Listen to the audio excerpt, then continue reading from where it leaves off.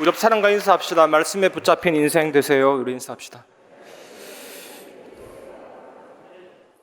슬픈 마음 있는 사람 예수 이름 믿으면 영원토록 변함없는 기쁜 마음 얻으리. 찬송가 91장을 작시하신 분이 1800년대 미국의 어떤 백스터라는 여사인데, 이분이 대안학교를 운영을 했습니다. 그 학교에 자기가 가르치던 아이가 있는데 옥상에서 무엇을 던져서 척추에 심각한 타격을 입고 이 백스터 여사가 입원했거든요. 병실에서 입원하는데 그 흑인 노예가 병실을 청소하면서 계속 예수님 찬양하고, 처음에는 이해가 안 됐는데 자꾸 그러니까, 아니 노예 주제에 뭐가 그래 기뻐서 입에서 노래가 나오냐. 그때 흑인 노예가 하는 말이, 물론 노래가 나오죠. 내 안에 예수님이 주인으로 계시고 나는 하나님의 자녀고. 그 말에 충격을 받고 한참 생각하다가 그 가사가 나왔거든요. 예수의 이름은 세상의 소망이요 천국의 기쁨일세. 그 흑인 노예 속에 뭐가 들어 있었기 때문에 말은 마음의 알갱이잖아요. 그 입으로 나오는 겁니다. 마태복음에 보면 속에서 들어갔다가 바깥으로 나오는 것이 더러운 것이 아니고 속에서 나오는 게 더럽다 했잖아요. 또 속에서 나오는 게 믿음이고 고백인 것입니다. 오늘 여러분들이 말씀이 여러분 안에 가득 들어가고 그것으로 판단하고 보고 움직이는 삶을 회복하는 시간 되시기 바랍니다. 첫 번째, 범사에 감사하라입니다. 응답도 하나님이 주셨고 위기도 하나님이 주셨고 모든 것을 하나님이 주시는 거거든요. 그래서 위기를 주신 분도 하나님이시기 때문에 우리는 범사에 감사할 수가 있죠. 사도행전 18장 18절에 바울이 겐그레아에서 머리를 삭발합니다. 전에 말씀드렸던 것처럼 나시린 서약을 했습니다. 포도주와 독주를 멀리하고 머리에 삭도를 대지 않고 생사화복의 주관자 하나님 앞에 이제 내 생명을 완전히 들여서 이 복음 증거하겠습니다. 서원 기도를 하고 마지막 날에 머리를 삭발하고 그 머리와 함께 희생자사를 드리면서 나시린 서약이 끝나게 됩니다. 이렇게 딱 했는데 사도행전 21장에 가보면 빌립 집사의 네 딸이 예언을 하거든요. 바울 보고 예루살렘에 올라가지 마세요. 당신이 환난당하고 죽을 수도 있습니다. 그랬고 아가보 선지자가 또 내려와서 바울의 띠를 빼앗아다가 자기 손발을 묶고 당신이 올라가면 이렇게 된다라고 했는데, 이 바울에게는 이유와 핑계가 없죠. 하나님의 절대 주권 속에 하나님이 일을 하시기 때문에. 뭐라고 고백했냐면 어찌하여 울어 나를 근심하게 하느냐. 예루살렘에서 결박당할 뿐만 아니라 죽을 것도 각오하였노라. 그래서 바울이 예루살렘에 올라갔는데 바로 체포당하죠. 체포당했고 심지어 바울을 죽이기 전에는 먹지도 자지도 않겠다. 사생결단한 결사대가 조직해서 무시무시하게 죽이려고 하죠. 이런 위기 때 하나님께서 다시 한번 나타나셔서 담대하라, 내가 예루살렘에서 나의 일을 정언한 것 같이 로마에서도 정언하여야 하리라. 이 말씀이 임했죠. 하나님이 하시는 그 역사. 그래서 가이사에게 바로 상소합니다. 왜냐하면 죄수의 몸으로 배를 타고 로마 가는 것이 가장 안전하기 때문에. 오늘 본문이 그 내용이거든요. 배를 타고 가는데 그레데 섬 중앙에 이다 산맥이라는 2000m의 산맥이 있는데 그곳에서 불어온 난기류가 부딪히면서 큰 폭풍이 일어났습니다. 유라굴라 광풍, 북동풍 태풍. 이때 또 하나님이 바울아 두려워하지 말라. 네가 가이사 앞에 서야 하리라. 너와 함께 항해하는 자를 다 내 손에 맡겼다. 그 음성을 들었죠. 하나님이 하시는 그 역사. 그래서 바울은 하나님께서 왕이시구나, 통치자이시구나, 언약을 주시고 성취하시구나, 그 절대주권 하나님의 나라를 알고 있었기 때문에 생명 걸 수 있었고 그 속에서도 감사했거든요. 사도행전 27장 19절에서 21절, 사흘째 되던 날에 배의 기구를 그들의 손으로 내버리니라. 여러 날 동안 해도 별도 보이지 아니하고 큰 풍랑이 그대로 있음에 구원의 여망마저 없어졌더라. 예루살렘이 오래 먹지 못함에 바울이 가운데 서서 말하되 여러분이여 내 말을 듣고 그레데에서 떠나지 아니하여 이 타격과 손상을 면하였더라면 좋을 뻔하였느니라. 얼마나 태풍이 심했냐면 돛 있잖아요. 돛. 바람의 풍력을 이용해서 가는 그 돛을 잘라야 되죠. 그 엄청난 무게거든요. 돛대도 잘라야 되죠. 그러니까 그걸 잘라버리니까 배가 가벼워지니까 그냥 둥둥둥 떠다닙니다. 정처 없이. 굉장한 위기죠. 14일 동안 해도 보이지 않고 별도 보이지 않고 방향을 완전히 잃어버렸죠. 그러다가 모래톱이나 바위에 부딪히면 자초되잖아요. 이런 위기 상황이었죠. 그런데 여러분 한번 생각해 보세요. 하나님께서 이왕 세계복음화 하실 것 같으면 순탄하게 순풍을 불어서 가게 하시면 되는데 왜 이런 위기를 허락하셨습니까? 그런데 가만히 보면 하나님이 하시는 역사는 다 똑같습니다. 다 똑같아요. 요셉의 인생을 한번 보시기 바랍니다. 창세기 39장 2절, 여호와께서 요셉과 함께 하심으로 그가 형통한 자가 되어 그의 주인 애굽 사람의 집에 있으니. 갈라디아 2장 20절 제가 여러 번 설명드렸는데 예수 믿는 순간 내가 그리스도 안에 있었기 때문에 예수님이 죽을 때 나도 죽고 예수님 부활할 때 나도 부활하고 그게 함께거든요. 마찬가지로 요셉이 노예로 갈 때 하나님이 여호와께서 함께 계셨습니다. 감옥에 갈 때도 여호와께서 함께 계셨죠. 어느 순간 단 1초도 떠난 적이 없습니다. 함께. 그래서 요셉이 어떻게 됐습니까? 몸이 귀하게 되고 빛나게 되고 하나님 영광 돌리게 되고 하나님이 함께 계시기 때문에 모든 게 발전하고 앞으로 나가고 언약을 이루는 길이 되었거든요. 우리가 노력할 거 염려할 거 하나도 없죠. 하나님은 언제든지 이렇게 하셨습니다. 이스라엘 백성이 출애굽 후 광야길 갈 때도 마찬가지잖아요. 광야 교회가 가나안 땅 들어가는 코스는 하나님이 좌표를 다 찍어놨습니다. 컴퓨터보다 더 정확하게 가게 되어 있었습니다. 언약궤 중심으로 12지파가 진을 짜고 맨 앞 선두주자 유다지파, 그 찬양 지파거든요. 찬양을 앞세워서 4,000년 광야길을 헤치면서 결국 가나안 땅 들어가게 되어 있는 것입니다. 그런데 신명기 8장 4절에 보면 이 40년 동안에 내 의복이 헤어지지 아니하였고 내 발이 부르트지 아니하였느니라. 한 번 입은 옷으로 40년 사용했다. 별로 행복은 아닌 것 같아요. 40년, 한 벌인데 40년 갔다. 그게 하나님의 능력일 수도 있지만 삶의 질이 떨어지잖아요. 40년이나 걸친 옷. 우리 인간인데 맞죠? 그런 의미는 아닌 것 같고 40년 동안 낡아서 떨어진 누더기 옷을 입은 적이 없었습니다. 출애굽 당시에 많은 털과 가죽을 공급할 수 있는 소와 양을 몰고 왔기 때문에 무한 공급이 됐습니다. 발도 부르트지 않았잖아요. 신발 신고 걸을 때 마찰력 때문에 물질도 생기고 그게 터지면 세균 감염도 되는데 그런 것들이 하나도 없었죠. 하나님이 완전하게 인도하셨습니다. 그런데 길을 가다가 물이 쓰다고 원망하고 마라에 쓴 물, 그때 나뭇가지를 던져서 단물이 됐잖아요. 그리고 길을 가다가 물이 없다 원망하고 바위를 쳐서 생수가 나왔죠. 또 그 응답받으면 좋아하고 기죽기죽거리고 그랬죠. 그리고 먹을 것이 없다 원망하고 그때 하나님이 만나를 주셨잖아요. 탄수화물. 고기 없다 원망할 때는 메추라기를 내려서 지방과 단백질도 공급하시고 필수 영양소 하나님이 다 채워주셨습니다.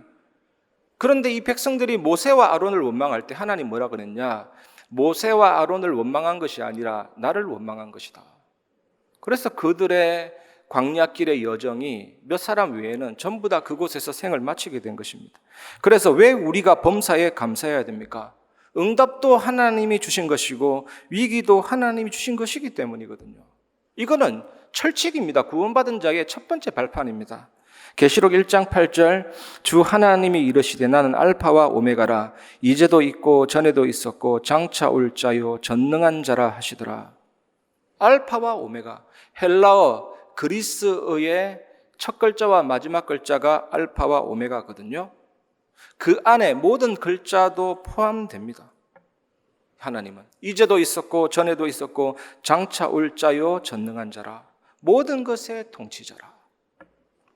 라마 나요시라는 지역이 있는데 여기는 사무엘 선지자가 탄생한 곳, 사무엘 선지자가 거주한 곳, 사무엘 선지자가 매장된 곳이거든요. 라마 나요.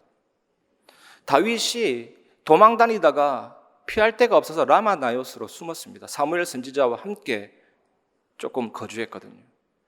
이때 사울이 죽이려고 군대를 파송합니다. 그런데 그 군대가 라마 나요 들어가자 하나님 영이 임해서 예언을 해버려요. 살리는 쪽으로 하나님 역사하는 거죠. 그리고 또 두 번째 군대를 보냈는데 이 죽이려고 왔는데 죽이려는 마음을 빼앗아 버리고 하나님의 영이 임하니까 두 번째 팀도 예언을 했어요. 그래서 사울이 세 번째 정예 부대도 보냈는데 다윗을 죽이려고 갔는데 죽이려는 마음은 사라지고 또 예언을 해버렸죠.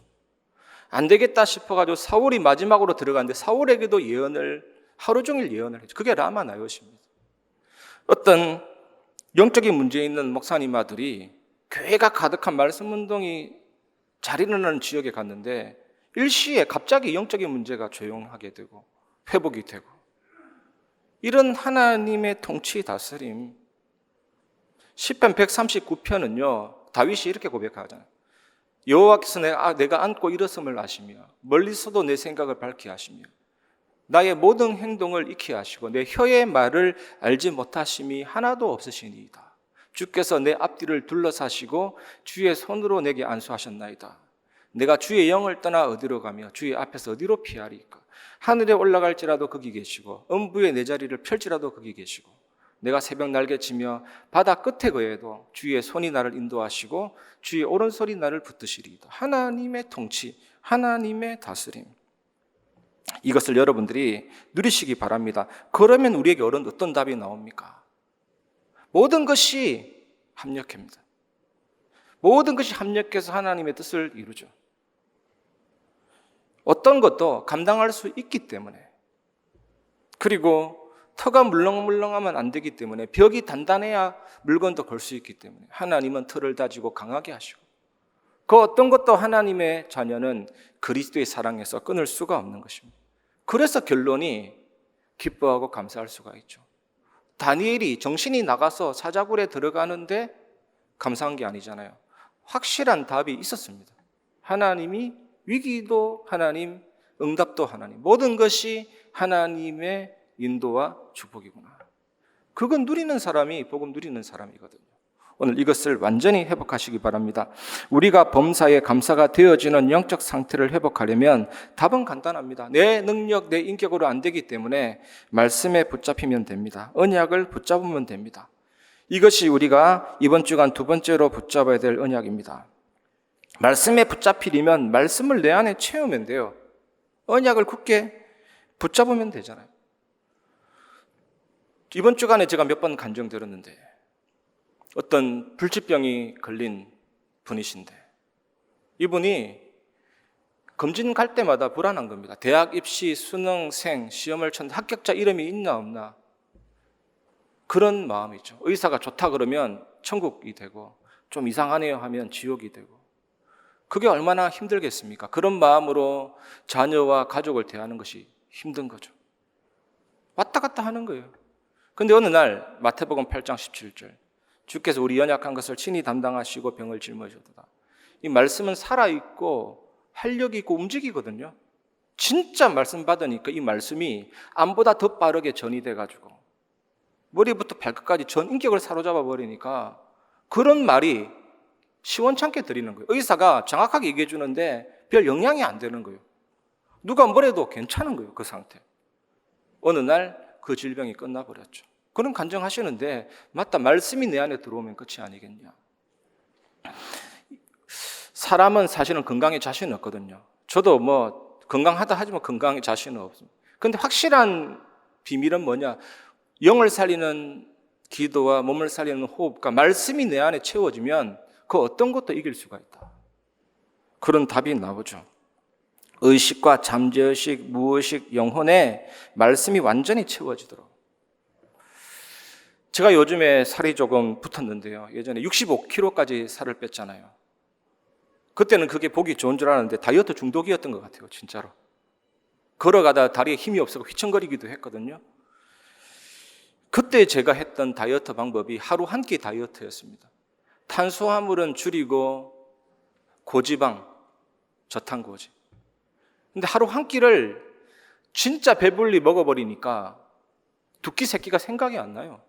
음식 먹고 싶다라는 것이 생각이 안 난다니. 그래서 남들은 저보고 힘들지요라고 물었는데 저는 하나도 힘 안 들었거든요. 왜냐하면 다른 게 생각 안 날 만큼 한 끼로 다 먹어버렸거든요. 말씀이 내 안에 들어와가지고 다른 게 생각 안 날 만큼만 충만해지면 끝입니다. 정말로 마늘 장아찌처럼 내 안에 말씀이 들어와서 완전히 그 안에 찌들려 있으면요, 내 인격이 아닙니다. 그걸로 보고 판단하기 때문에 끝이라니까요. 사도행전 27장 22절에서 25절, 내가 너희를 권하노니 이제는 안심하라. 너희 중 아무도 생명에는 아무런 손상이 없겠고 오직 배뿐이리라. 내가 속한 바 곧 내가 섬기는 하나님의 사자가 어젯밤에 내 곁에 서서 말하되, 바울아 두려워하지 말라. 내가 가이사 앞에 서야 하겠고 또 하나님께서 너와 함께 항해하는 자를 다 내게 주셨다 하였으니 그러므로 여러분이 안심하라. 나는 내게 말씀하신 그대로 되리라고 하나님을 믿노라. 토스카닌이라는 사람이 있습니다. 음악가인데 배를 타고 가는데 풍랑이 일어났는데 다른 사람들은 불안에 떠는데 갑자기 이 사람이 품에서 지휘봉을 딱 꺼내더니 바람과 풍랑을 보고 지휘를 했어요. 지휘. 멋있죠. 저는 굉장히 멋있게 보이던데 이 음악에 잡혀 있으니까 그 위기 속에서 자기도 모르게 확 나오는 거죠. 웨슬리가 감리교 창시자인데 영국 옥스퍼드에서 대서양을 횡단해서 미국 선교 여행을 갈 때 그 배가 또 풍랑이 왔죠. 풍랑이 왔는데 웨슬리를 포함한 영국인들은 비명을 질렀습니다. 이제 죽겠구나, 이제 끝이구나 했는데 한 10명 정도의 독일인 무리들, 여자와 아이를 포함한 무리들은 너무나도 고요하고 평안하고 잠잠하게 찬송하고 기도하고 그런 모습이었죠. 이들은 말씀에 붙잡혔고 성령이 충만해졌거든요. 그래서 웨슬리가 깨달았잖아요. 내가 믿는다고 했지만 뭔가 잘못됐구나, 이게 가짜구나, 이걸 깨닫게 되면서 영국에 돌아와서 올드스 게이트 거리를 거닐면서 계속 기도하는 중에 드디어 똑같은 은혜가 임하게 됐죠. 성령의 충만함이 이런 거구나. 완전히 삶이 바뀌게 되고 전 세계는 나의 교구다, 이렇게 외쳤잖아요. 바울도 마찬가지입니다. 바울도 예수님이 피땀 흘리셨잖아요. 모세혈관이 터져서 땀샘으로 분출됐는데 이걸 혈안증이라고 하는데 주로 사형수에게 나타납니다. 그리고 뱃사공, 풍랑 만난 뱃사공. 그만큼 우리가 안 만나봐서 그렇지 풍랑 속에 있으면 정말로 불안해요. 피땀이 나올 만큼. 바울은 이러한 상황 속에였는데 평안하게 하나님 음성 듣고 내게 말씀하신 그대로 되리라고 하나님을 믿노라. 그리고 빌립보에서는 이 감옥에 갇혔는데도 그 속에서도 찬송과 기도, 옥터가 움직이고 착고가 풀어지고 이런 데서 알 수 있듯이 바울은 확실하게 말씀에 붙잡힌 사람이구나. 말씀에 붙잡히지 않고서는 이런 고백을 할 수 없죠. 내게 말씀하신 그대로 되리라고 하나님을 믿노라. 이번 한 주간 여러분들에게 이 축복이 임하기를 진심으로 축원합니다. 하나님의 자녀는 완전한 구원을 받았거든요. 완전한 구원. 구원은 모자라지 않습니다. 완전한 구원입니다. 생명 내게 주셨네 그러는데 그 생명이 뭡니까? 하나님이 나와 함께하는 게 생명이고 하나님이 나를 떠나는 게 죽음이잖아요. 물고기가 물에 있는 게 생명이고 나무가 뿌리 내려져 있는 게 생명이고 떠나는 게 죽음이거든요. 그런데 하나님의 자녀에게는 영이 사는 것, 영의 부활 임했습니다. 그리고 나중에 몸도 부활합니다. 몸도 부활해서 영원한 천국에 가서 영원한 삶을 살죠. 이게 영원한 생명, 영생. 불신자는 어떻냐면 영이 죽었습니다. 그런데 주님 재림하실 때 그 몸이 살아나지만 결국에는 지옥에 가서 영원한 사망을 당하게 돼 있죠. 이 문제 해결하기 위해서 예수님이 이 땅에 오신 것입니다. 이 땅에 오셔서 십자가에서 구원의 길을 여시고 완성하셨잖아요. 하나님을 떠나게 했던 그 죄의 칼날을 잡고 분리시켰던 사탄, 그래서 우리에게 영원한 저주가 올 수밖에 없었던 모든 불신앙을 탁 십자가의 피로 끝내버리고 믿는 순간 성령께서 내주인도 역사하시기 때문에 하나님을 만났습니다. 당연히 하나님과의 소통과 교제가 되어지기 때문에 기도 응답과 흑암이 결박되고 하나님의 나라 세계복음에 임하게 되죠. 이 완전한 구원을 받은 자는 하나님의 말씀만 제대로 거기에 임하고 언약을 붙잡으면 중요한 일들이 일어나기 시작합니다. 말씀이 여러분에게 임하기를 주님의 이름으로 축원합니다. 말씀에 붙잡히기를, 말씀이 여러분에게 가득 채워지기를 주님의 이름으로 축원드립니다. 사도행전 18장 5절, 실라와 디모데가 마게도냐로부터 내려오매 바울이 하나님의 말씀에 붙잡혀 유대인들에게 예수는 그리스도라 밝히 증언하니. 암이 온몸에 퍼지면요, 암에 억눌린 거잖아요. 암에 붙잡힌 거잖아요. 그게 붙잡히다라는 뜻입니다.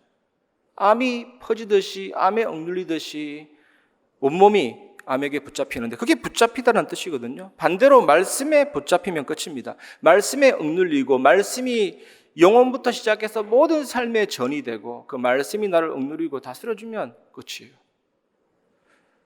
이 은혜가 여러분에게 임하기를 진심으로 축원합니다. 이때 모든 생각, 각인뿌리, 체질, 질병까지 완전히 물러가게 되겠죠.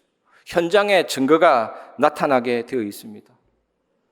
오염된 물에 맑은 물을 계속 공급해서 3급, 4급 오염 하천이 1급, 특급 하천으로 완전히 바뀌는 거하고 똑같습니다. 여러분 영혼, 마음, 몸, 이 그릇에 이 생명의 말씀이 들어와서 그동안 잘못했던 것들이 빠져나가고 충만해지면 그 어떤 것도 이기고 해결할 수가 있죠. 절대로 우리 능력으로 하는 게 아닙니다. 이 은혜가 임하는 예배가 되고 기도가 되시기를, 묵상이 되시기를, 집중이 되시기를 주님의 이름으로 축원합니다. 창세기 2장 7절. 왜 말씀이 임하면 능력이 나타납니까? 여호와 하나님이 땅의 흙으로 사람을 지으시고 생기를 그 코에 불어넣으시니 사람이 생명이 되니라. 하나님이 흙으로 사람을 빚으시고 그 코에다가 뭘 불어넣었냐? 영혼을 불어넣었다니까요. 우리에게 있는 영혼. 영혼이 뭡니까? 나, 자, 의식의 실체, 하나님을 알 수 있는, 짐승에게만 없는, 우리에게만 있는 그 영혼을, 하나님 그 코에다가 영혼을 불어넣으셨다니까요. 그리고 우리가 살아 숨쉬도록 호흡을 불어넣으셨다니까요. 그리고 조금 못 먹으면 기운 빠지잖아요. 병든 사람도 기운 빠지는데 완전한 기운을 불어넣으셨다니까요. 생기가 뭐냐? 영혼과 호흡과 기운을 불어넣으셨다니까요. 그러니까 아무것도 아닌 흙이라도 살아날 수밖에 없죠. 이 말씀이 여러분에게 임하면 완전히 살아난다는 것을 믿으시기를 주님의 이름으로 축복합니다. 숨이 끊어진 시체에게도 이 영혼과 호흡과 기운이 불어 들어가니까 어떻게 됐습니까? 에스겔서 37장 10절. 이에 내가 그 명령대로 대언하였더니 생기가 그들에게 들어가매 그들이 곧 살아나서 일어나 서는데 극히 큰 군대더라. 피부가 썩고 살이 썩고 근육이 썩고 뼈가 부러지고 세포가 녹아내리고 완전히 썩어 문드러진 숨이 끊어진 그 시체에게도 하나님의 영혼이, 하나님이 불어넣으신 영혼과 호흡과 기운이 들어가 버리니까 어떻게 됩니까? 당연히 살아나 일어서는데 그냥 사람이 아니라 큰 군대가 되더라. 오늘 여러분 어떤 불신앙도 해결될 수 있습니다. 어떤 문제도 어떤 상황도 정리될 수가 있습니다. 완전히 하나님 말씀이 여러분에게 임하기를 주님의 이름으로 축복합니다. 정말. 단지 우리 육신뿐이겠습니까? 이 능력의 말씀이 임하면 재창조 역사 일어나게 되죠. 정말. 저는 확실히 믿습니다. 그렇게 될 줄 믿습니다. 이걸 누리시기를 바랍니다. 왜 이런 일이 일어납니까? 말씀의 능력은 어느 정도입니까, 여러분? 히브리서 4장 12절. 하나님의 말씀은 살아있고 활력이 있어 좌우의 날선 어떤 검보다도 예리하여 혼과 영과 및 관절과 골수를 찔러 쪼개기까지 하며 또 마음의 생각과 뜻을 판단하나니. 말씀이 살아있고 활력이 있다니까요. 바이러스만 살아있고 활력이 있습니까? 병균만 살아있고 활력이 있습니까? 말씀이 내 안에 들어와서 살아 움직여버린다니까. 능력으로 역사해버린다니까. 어느 부분에 뭐가 있다 하나님 다 아십니다. 말씀을 진심으로 받아들여버리면 영혼도 깨뚫고 관통해요. 그 어떤 사람도 괜찮습니다. 38년 된 병자도 괜찮고 현장에 나가보면 너무나도 시달리는 사람 많은데 말씀이 그 안에 들어가기 시작하면 그 어떤 바위도 깨트린다니까요. 들어옵니다. 말씀은 살아있고 활력이 있고 말씀은 하나님이십니다. 영과 육과 혼과 골수와 관절 모든 면역체계도 고치죠. 내 안에 그 어떤 상처와 과거의 아픔과 좌절과 조절되지 않는 분노와 충동과 괴로움이 있어도 그 무의식도 하나님은 쪼갤 수 있습니다. 모든 의식도 쪼갤 수 있습니다. 살아있고 활력이 있습니다. 암이 전이되듯이 주님 내 마음에 말씀이 완전히 전이되어서 뼛속까지도 그 능력의 말씀이 들어가시기를 원합니다. 뭐 방사능 필요 없어요. 하나님 물론 의학의 도움이 있지만 의사말 너무 믿을 필요 없어요. 70억 인구의 말을 불신앙으로 들어도 영향받지 않을 만큼 말씀이 내게 있으면 돼요. 그것도 아닙니까, 여러분? 한번 계산을 해보세요, 솔직히. 이 능력의 말씀이 내 안에 100%다. 끝입니다. 극히 신앙생활은 간단해요. 이 복음이 내 안에 100%다. 끝입니다. 그 어떤 것도 우리는 절대 불가능이지만 복음이 자리 잡고 말씀이 자리 잡고 이럴 때 역사가 일어나게 되죠. 왜 염려가 생기고 왜 불신앙 생깁니까? 말씀 빈약, 복음 빈약, 언약 빈약. 그거는 내 것이 올라와서 그래요. 여러분 자신을 사랑하는 최고의 방법이 뭔지 아십니까? 조금 시간 내서 말씀 듣고 성경 말씀 읽고 집중. 여러분 안에 말씀을 계속 채우는 게 여러분 자신을 사랑하는 방법이고 그것이 세상 살리는 방법이에요. 이 비밀을 누리시길 바랍니다. 말씀에 붙잡히고 말씀으로 내 안을 가득히 채우면 반드시 절대응답을 확인하게 됩니다. 이것이 이번 주간 마지막으로 붙잡아야 될 언약입니다. 세 번째, 절대응답을 확인하시기 바랍니다. 사도행전 27장 26절 그런즉 우리가 반드시 한 섬에 걸리리라 하더라. 이 말씀대로 176명 전원이 생존하였잖아요. 그런데 이것이 해상 역사의 전무후무한 기록이다. 이 당시 때 해양 경찰도 없었고 헬기도 없었는데 어떻게 이런 인원이 한 사람도 물에 빠지지 않고 살았냐? 하나님에게서는 지극히 당연하다. 이게 정답이에요. 다른 답은 없습니다. 저번 강단 말씀에도 어떻게 물이 포도주로 변화됐냐? 기적이다 하는데 기적 아닙니다. 하나님에게서는 당연합니다. 가정을 생략해 줘버리면 되잖아요. 농부가 필요합니까? 하나님 입장에서 볼 때? 우리 입장에서 볼 때 과정이 필요하지만 하나님 입장에서 볼 때 과정이 불필요할 수도 있어요.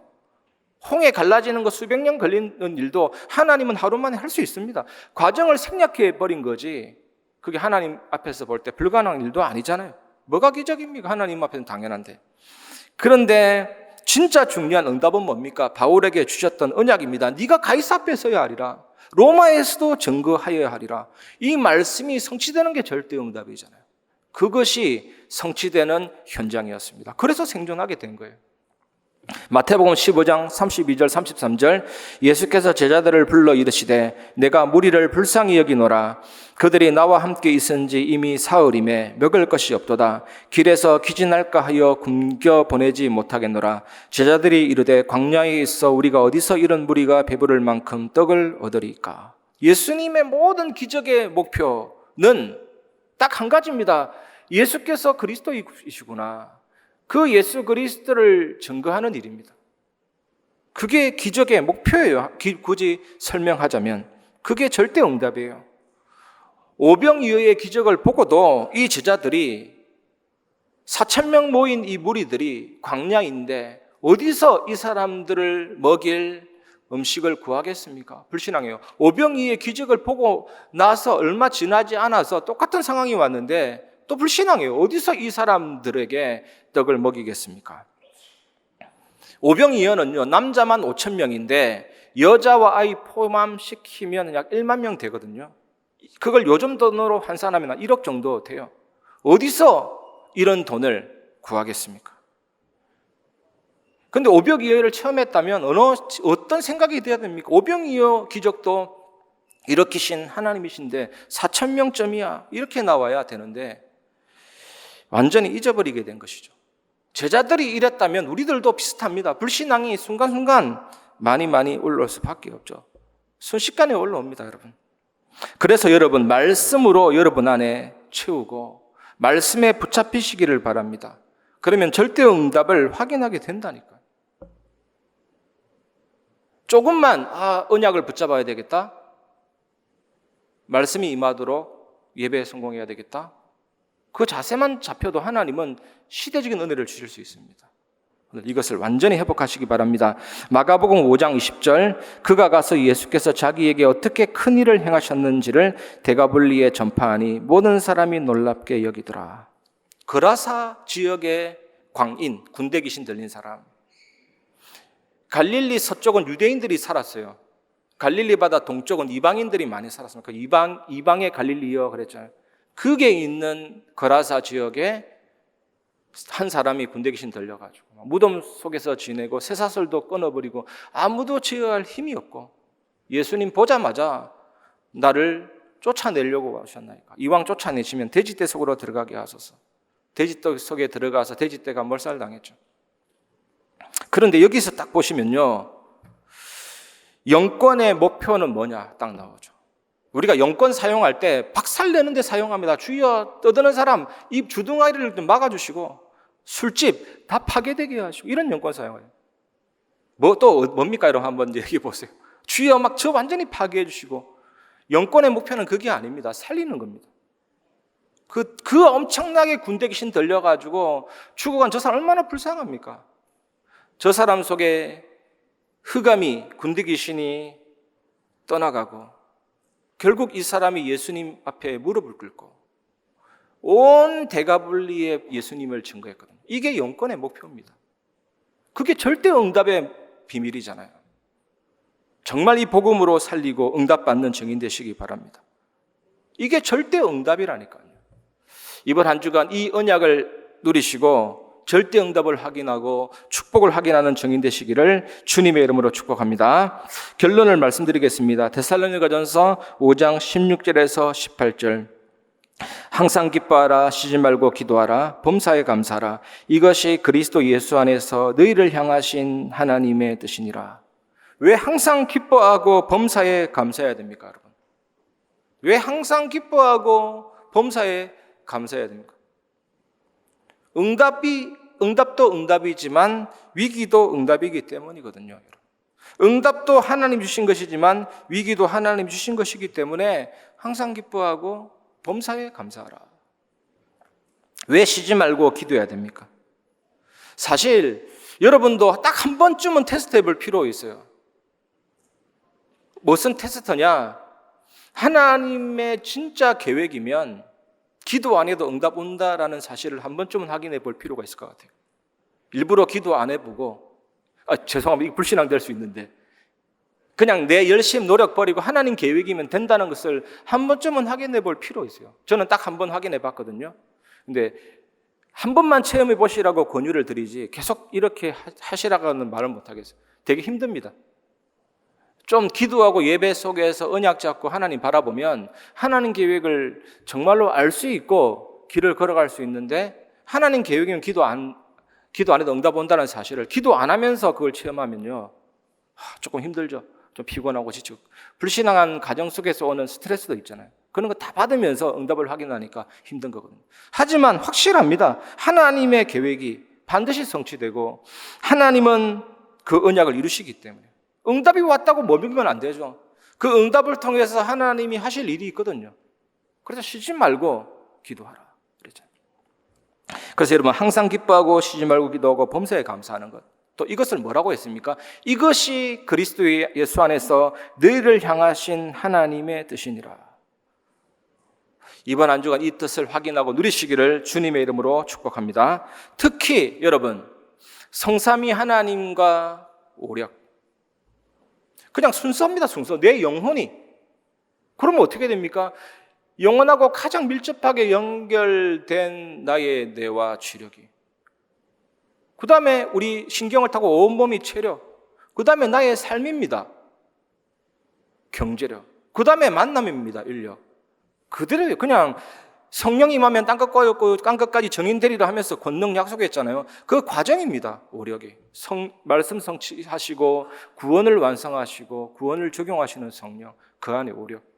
이거 체험하면 보좌의 배경 시공간철 세계 살리는 그 빛의 역사가 군말리 장천에 있는 게 아닙니다. 너희가 하나님의 성전인 것과 하나님의 성령이 너희 안에 계시는 것을 알지 못하느냐.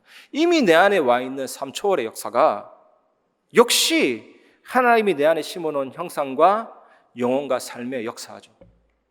그러면 나의 삶이 어떻게 바뀝니까? 전무후무한 축복으로 과거, 현재, 미래가 변화되고 이 힘이, 이 여유가 있는 사람은 반드시 교회를 살리잖아요. 목회자, 중직자, 렘넌트. 이걸 살리게 됩니다. 이 축복 누리시는 항상 기뻐하고 쉬지 말고 기도하고 범사에 감사하는 은혜 속으로 들어가시기를 주 예수 그리스도의 이름으로 축원합니다. 이 시간 우리에게 향하신 여호와의 인자하심이, 우리 부르고 말씀을 마무리하겠습니다.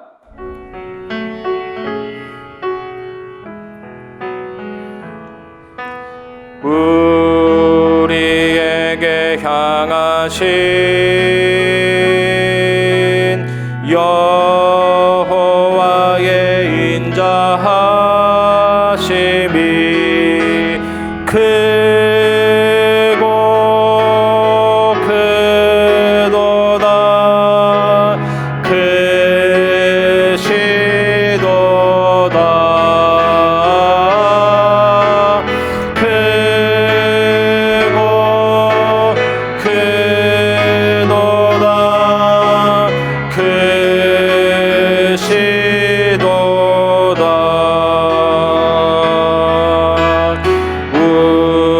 우리에게 향하신 여호와의 진실하심이, 여호와의 진실하심이 영원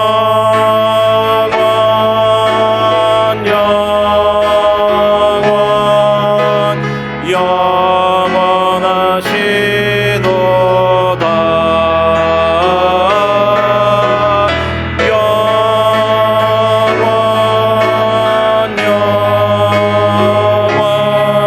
우리 마지막으로 우리에게 향하신 여호와의 계획하심이 크고 크도다.